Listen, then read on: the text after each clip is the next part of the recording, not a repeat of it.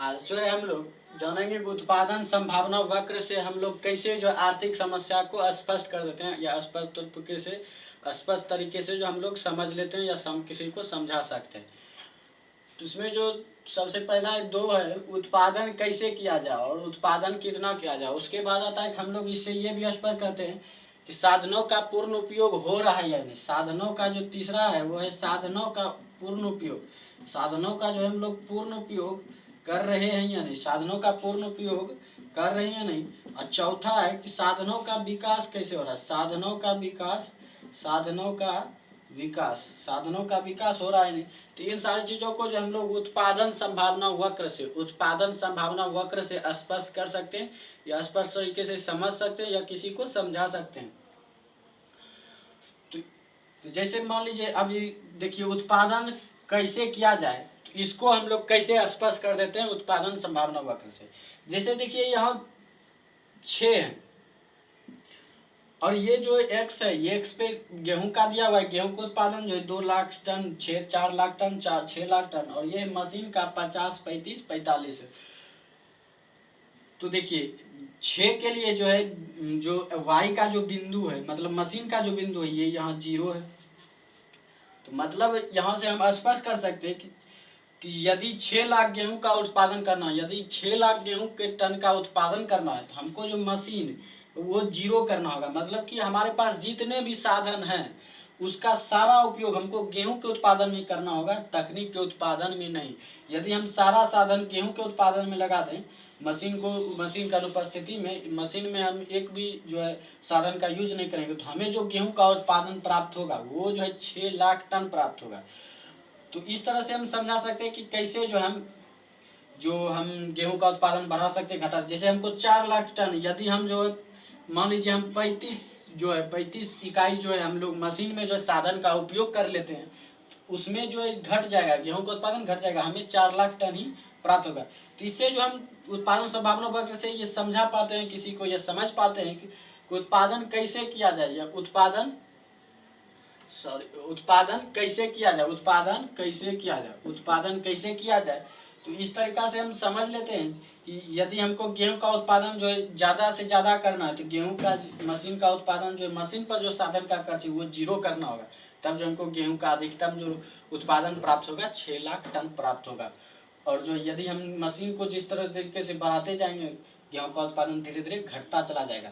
तो ये जो है हम इस जो उत्पादन संभावना वक्र से हम समझ पाते हैं हमको मशीन का उत्पादन कितना करना है या 6 लाख टन का जो कैसे उत्पादन करेंगे हमको ज़्यादा से ज़्यादा प्राप्त हो। तो हम लोग इससे पता कर लेते हैं कि गेहूं का उत्पादन यदि हमको ज़्यादा करना है 6 लाख टन करना है तो हमको जो है ये मशीन का उत्पादन जो है 0 करना होगा। यदि हम कह सकते हैं कि मशीन का उत्पादन मान लीजिए हमारे पास जितने साधन है तो उसके अनुसार हमने यदि जो बनाया है उत्पादन संभावना वक्र तो उससे हमको जितने भी साधन है तो उसका अगर पूरे साधन का हम यूज करें तो हमको 6 लाख टन प्राप्त हो। इससे हम ज्ञात कर लेते हैं कि हम उत्पादन कैसे करना है। मान लीजिए हमको 7 लाख टन चाहिए गेहूं का उत्पादन, मान लीजिए हमको 7 लाख गेहूं का उत्पादन चाहिए, लेकिन हमारे पास जितने साधन है उसको अगर हम 0 भी कर दें मशीन पर खर्च करके, यदि हमको मशीन पर खर्च नहीं करें मतलब 0 मतलब हम 0 साधन मशीन पर खर्च करके भी उत्पादन करें तो 6 लाख टन ही हमें गेहूं प्राप्त होगी। तो यदि हम 7 लाख गेहूं का उत्पादन चाहते हैं तो हमको और साधन की जरूरत होगी। तो इस तरह से हम जो उत्पादन कैसे किया जाए हमका उदाहरण जो है हम जो है जीपीपी से प्राप्त कर लेते हैं। हमको कितना मतलब कैसे हम उत्पादन करेंगे हमको ज़्यादा से ज़्यादा लाभ हो, हम कैसे जो है साधन का खर्च करें। तो ये सब जो है हम लोग उत्पादन संभावना वक्र से पता कर लेते हैं या स्पष्ट कर लेते हैं। जैसे कि हम यहाँ से समझ चुके हैं कि 0 से यदि हम 0 हमारे पास जितने मान ली पर्याप्त साधन है उससे हमको 6 लाख टन ही प्राप्त होंगे। उसी तरह यदि हम सारे गेहूं का उत्पादन 0 कर दें तो मशीन का उत्पादन जो हमको 50 इकाई प्राप्त होगा, 50 इकाई प्राप्त होगा। तो हम इससे चयन कर पाते हैं सही से हमको क्या उत्पादन करना है, कैसे कितना कितना करना है। तो हम इससे इस समस्या का हल कर लेते हैं, इस समस्या को जो स्पष्ट कर लेते हैं, स्पष्ट तरीके से समझ पाते हैं। उसी प्रकार है दूसरा उत्पादन कितना किया जाए। तो उत्पादन कितना किया जाए देखिए इसी यही बिंदु यहाँ भी है कि देखिए इधर जो इस लाइन में जाएगा फिर ये इस लाइन में जाएगा फिर जो ये इसमें लाइन में जाएगा फिर ये इधर आएगा। तो इस तरीके से जैसे यहाँ जो हमने प्राप्त किया यहाँ जैसे देखिए यहाँ जैसे हमने प्राप्त किया 0 के लिए जो हमको जीरो साधन के जो मशीन पर खर्च के लिए जो हमको 6 लाख टन प्राप्त हुआ। फिर 2 लाख के लिए जो हमको 2 इकाई गेहूं का उत्पादन करना है, तो हमको मशीन का उत्पादन भी जो 45 इकाई प्राप्त होगा। तो इस तरह से जो हम प्राप्त कर पाते हैं कि किस साधन को कितना खर्च करेंगे तो कितना हमको कौन सा साधन या कौन सा उत्पादन ज़्यादा होगा। तो इस तरीके से हम डिसाइड कर पाते हैं कि हम मान लीजिए हमको सी उत्पादन करना चाहिए कि बी पॉइंट वाला उत्पादन करना चाहिए कि ए पॉइंट में जितना साधन का खर्च हो रहा है उस तरीके से उत्पादन। तो वही यहाँ भी है, हम किस तरीके से जो उत्पादन करना चाहिए, ए बिंदु को उत्पादन करना चाहिए, बी बिंदु का करना चाहिए, सी बिंदु का करना चाहिए। तो वही स्पष्ट है, यहाँ भी देख लीजिए हमको यदि हमको 35 इकाई कम से कम मशीन का भी जरूरत है, मशीन का उत्पादन का भी जरूरत है, तो हम 35 इकाई मशीन का उत्पादन कर लेंगे और उससे हमको ये भी पता चल जाएगा हमको गेहूं का उत्पादन कितना होगा। तो 35 मशीन की इकाई को उत्पादन करने से हमको 4 लाख टन गेहूं प्राप्त होगा। तो इसी तरह से हम डिसाइड कर पाते हैं हमको 35 वाला इकाई का गेहूं का उत्पादन और मशीन का उत्पादन चाहिए या 2 और 50 का या 45 और 4 का, 35 और 4 का, 2 और 45 का, हमको 35 और 4 का। तो हम किस तरीके से हमको कौन सा चयन करना है, 35 4 वाला करना है या 2 45 वाला करना है या 0 6 वाला करना है या 0 50 वाला करना है।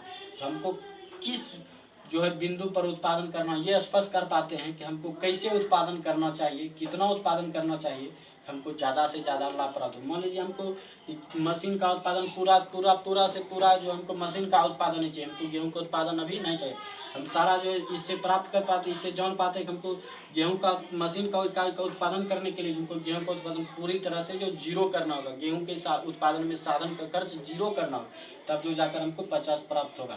तो इस तरह से हम ये भी प्राप्त कर पाते हैं कि गेहूं का उत्पादन कितना किया जाए, उत्पादन कैसे किया जाए, हम ये भी प्राप्त कर पाते हैं। अब देखिए दूसरा साधन का पूर्ण उपयोग। अब हमको पता करना है कि साधन का पूर्ण उपयोग कर रहे हैं या नहीं। तो उसके लिए हम उत्पादन संभावना वक्र बनाएंगे।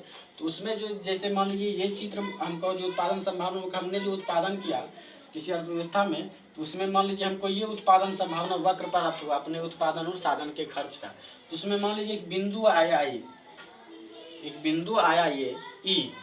तो यदि जो है मान लीजिए कि बिंदु जो ए बी सी पर कहीं पर आ रहा है, ये उत्पादन संभावना वक्र पर कहीं पी क्यू पर आ रहा है, तो इसका मतलब है कि जो उत्पादन का जो साधन का जो उत्पादन पर जो साधन खर्च हो रहा है उसका पूर्ण उपयोग हो रहा है। यदि बिंदु जो है पी क्यू उत्पादन संभावना वक्र के किसी पॉइंट पर आ रहा है, तो इसका मतलब उत्पादन का पूर्ण उपयोग हो रहा है, कुशल उपयोग हो रहा है। लेकिन यदि उत्पादन संभावना वक्र के अंदर कोई पॉइंट आ गया किसी साधन के खर्च और मशीन के उत्पादन और गेहूं के उत्पादन का या किसी अन्य वस्तु के उत्पादन का, उत्पादन संभावना वक्र के यदि अंदर आ गया तो जौन बिंदु, इसका मतलब है उस पॉइंट पर जो है उत्पादन जो है बहुत कम हो रहा है, हमें हानि हो रही है, क्योंकि साधन वहां पर अकुशल रूप से खर्च हो रहा है, मतलब व्यर्थ में खर्च हो रहा है, अकुशल रूप से खर्च हो रहा है। दोनों समान अनुपात में उत्पादन नहीं हो रही, उसमें जो साधन अकुशल रूप से खर्च हो रहा है, व्यर्थ में खर्च हो रहा है। तो इस प्रकार से जो हम प्राप्त कर पाते हैं, इस प्रकार से हम स्पष्ट कर पाते हैं साधन का पूर्ण उपयोग हो रहा है या नहीं।